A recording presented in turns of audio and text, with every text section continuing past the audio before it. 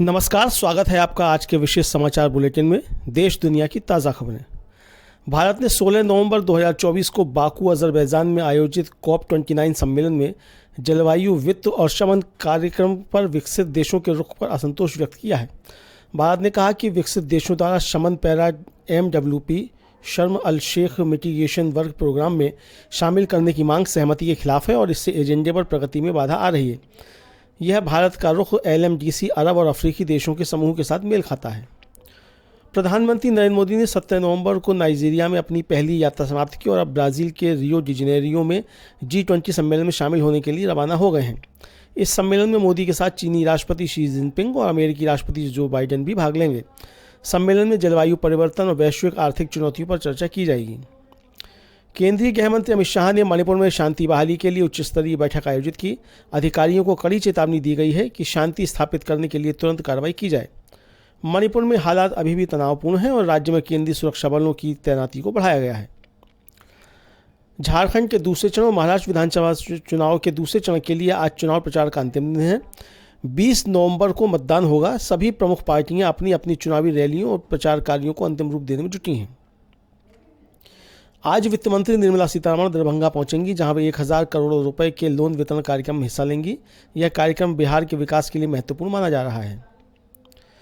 दिल्ली में प्रदूषण के बढ़ते स्तर पर सुप्रीम कोर्ट ने आज 18 नवंबर को सुनवाई तय की है। याचिका में दिल्ली में वायु प्रदूषण पर कड़े उपायों की मांग की गई है। सुप्रीम कोर्ट ने इस मामले को तात्कालिक सुनवाई के लिए लिया है। दिल्ली में ठंड और प्रदूषण का कहर जारी है। IGI एयरपोर्ट पर कोहरे के कारण कई फ्लाइट्स 1 घंटे तक लेट रहीं।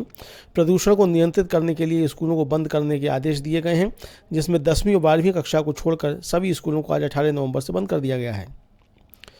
लेबनान में इजराइल के हवाई हमलों का सिलसिला जारी है। इस हाल ही में एक हवाई हमले में हिजबुल्लाह की मीडिया प्रमुख की जान चली गई। दोनों देशों के बीच संघर्ष बढ़ता जा रहा है, जिससे क्षेत्रीय तनाव और बढ़ने की संभावना है। बांग्लादेश में डेंगू के प्रकोप से अब तक 407 लोगों की जान जा चुकी है। स्वास्थ्य मंत्रालय ने स्थिति को गंभीर बताते हुए नागरिकों से सतर्क रहने की अपील की है। अमेरिका ने यूक्रेन को लंबी दूरी की मिसाइलें देने की मंजूरी दे दी है। इससे रूस यूक्रेन युद्ध में और अधिक उग्रता आने की संभावना है। अमेरिकी राष्ट्रपति जो बाइडेन ने इस कदम को युद्ध में निर्णायक भूमिका बताने वाला बताया है।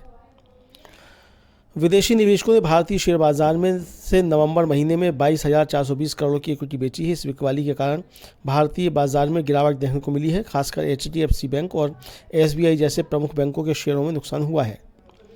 झांसी के NCIU कांड में एक और नवजात की जान चली गई है। प्रशासन ने दावा किया है कि नवजात की जान बर्न इंजरी से नहीं बल्कि बीमारी से गई है। इस घटना के बाद से स्थानीय प्रशासन की आलोचना हो रही है। सांसद और उद्योगपति सुधा मूर्ति ने अपनी बेटी के प्रति ब्रिटेन के पूर्व प्रधानमंत्री ऋषि सुनक की जमकर तारीफ की है। उन्होंने कहा है कि ऋषि को अच्छे भारतीय संस्कार मिले हैं और वे हमेशा समाज की भलाई के लिए काम करते हैं। पिछले एक महीने में टमाटर के दामों में 22% की गिरावट आई है। हालांकि टमाटर अब भी 52 रुपये प्रति किलो के दर पर बिक रहा है। नागालैंड के मुख्यमंत्री नेफ्यू रियो ने अपनी कैबिनेट को केंद्रीय गृह मंत्री अमित शाह से मुलाकात करने के लिए दिल्ली भेजने का निर्णय लिया है, ताकि नगा राजनीतिक वार्ता में तेजी लाई सके। तो ये थी आज की मुख्य खबरें। ताज़ा खबरों और अपडेट्स के लिए बने रहिए हमारे साथ। और अगर आपने हमारा YouTube चैनल सब्सक्राइब नहीं किया तो इसको सब्सक्राइब कर लीजिए। इस वीडियो को ज़्यादा से ज़्यादा लाइक और शेयर कीजिए। कमेंट करके बताइए कि आज की खबरों पर आपकी क्या राय है।